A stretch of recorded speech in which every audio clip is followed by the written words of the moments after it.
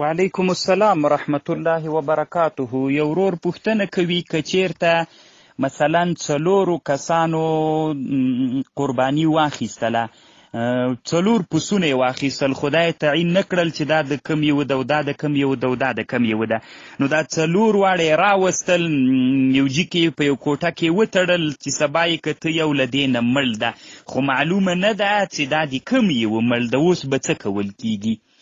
نو محترمه حنفي فقها داسې لیکي چې داسې به کوي چې دا 3 پاتې سول، دا 3 کې به دا 3 واړه به خرڅوي، چې خرڅ کړل نو په دې 3 واړو باندې به بیرته به په پیسو باندې 4 پسونه اخیستل کیږي. نو 4 پسونه چې واخیستل بیا به په دې 4 واړو سړیو کې هر یو بل وکیل مقرر، هغه به هغه ته وي چې ته دې ما وکیلې، هغه به هغه ته وایي، ټول به یو تر بله یو بل سره وکیل هم ګرځي او دا به م ورته وایي یو بل ته، که بالفرض د ما حق تا ته درغلی و ما ته بښنه وکړه، که د ما حق تا ته درغلی و زه به تا ته بښنه کومه.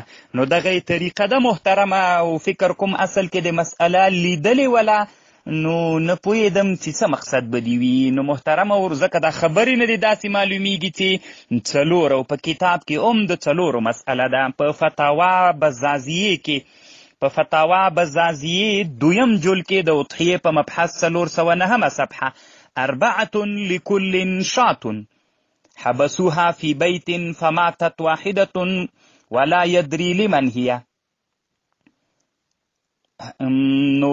يباع الأغنام ويشتري بالحاصل 4 أغنام ويوكل كل واحد الآخر بذبحها.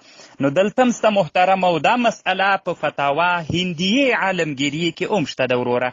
په فتاوا هندیې 5م جلد 302 صفحه کې ده 4 نفر لكل واحد منهم شاة حبسوها في بيت